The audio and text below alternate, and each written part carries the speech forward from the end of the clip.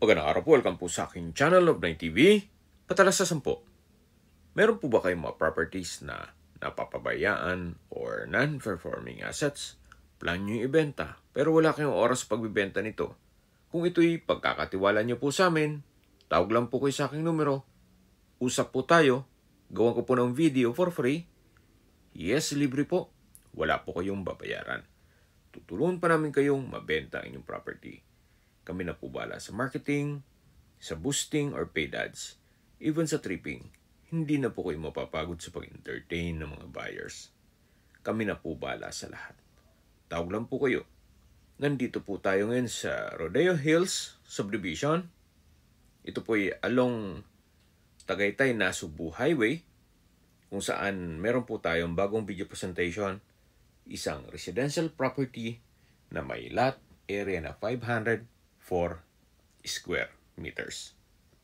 Mula po dito sa corner lot, ang lupang binebenta po ay second lot. Patag na patag po ang lupa, kaya usable po lahat. Wala pong masasayang. Ito po'y titulado, buhay po ang may-ari, kaya wala po kayong maging problema sa documentation o sa transfer ng title. May access na rin po dito ng tubig, kuryente, at internet provider. Tahimik po ang lugar, sariwa ang hangin, at malamig po ang klima. Ito po yung nasa mataas na lugar. Ang estimated elevation above sea level ay 1,783.7 feet. Ito po yung muhon. So mula po dito hanggang doon po yan sa malinis na lupa.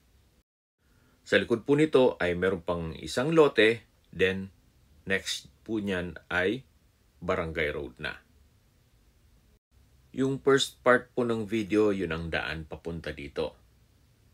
Actually, accessible naman sana ng 4 wheels, kaso meron pong punong natumba.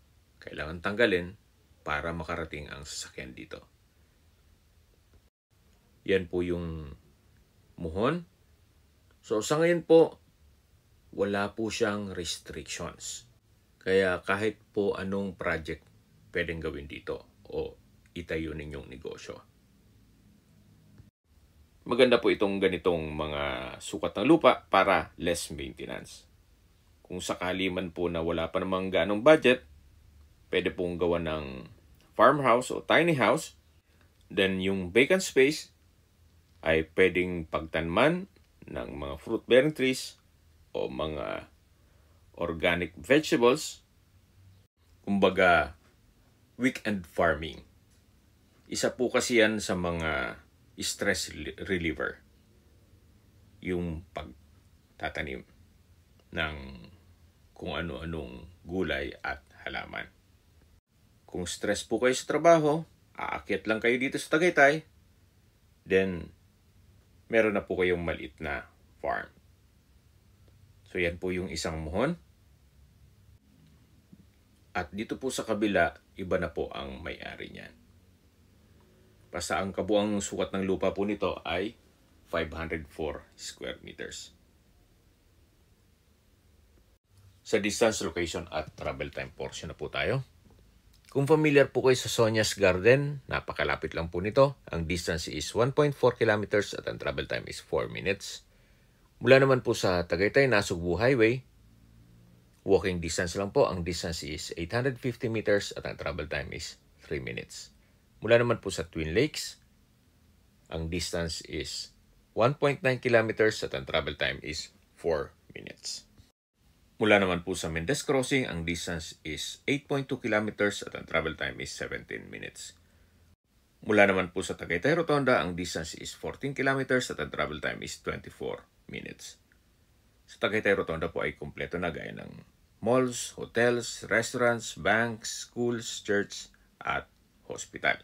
Yan po yung lagi kong binabagay sa aking video na dapat yung i-consider sa paghanap ng property, yung meron pong malapit na hospital. Hindi ko naman po sinasabing sakitin kayo. Yan naman po ay for emergency purpose lang naman. Mula naman po sa Manila o sa airport, ang distance is 76 kilometers at ang travel time is 1 hour and 44 minutes. Okay, sa presyo na po tayo. Binebenta po ito ni owner sa halagang 9,500 pesos per square meter net. Ibig pong sabihin, si buyer na po ang sasagot sa lahat ng taxes at expenses with regards to documentation. Kung may mga katanungan po kayo, tawag lang po kayo sa aking numero. At sa mga kababayan naman natin na sa ibang bansa, meron po akong Telegram. Sa mga iPhone user naman, may iMessage. Meron din pong Imo, Skype, Viber at WhatsApp. Same number lang po, 0917-316-3399. Sa mga nagtatanong naman po ng aming Facebook, meron po aming Facebook page na Nov9TV at Facebook Reels video. Meron din pong TikTok at Instagram.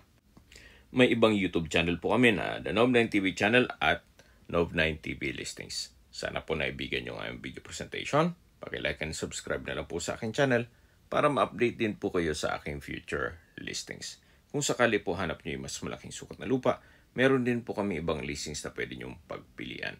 Huwag po kayo mag-atubiling tumawag sa amin, then let us know your budget para malaman namin kung anong property pwede namin i-look sa inyo. Sa lahat pong viewers, subscriber at nagtiwala po sa amin, salamat po sa suporta. Ingat po kayo lagi at yung pamilya. Maraming salamat po.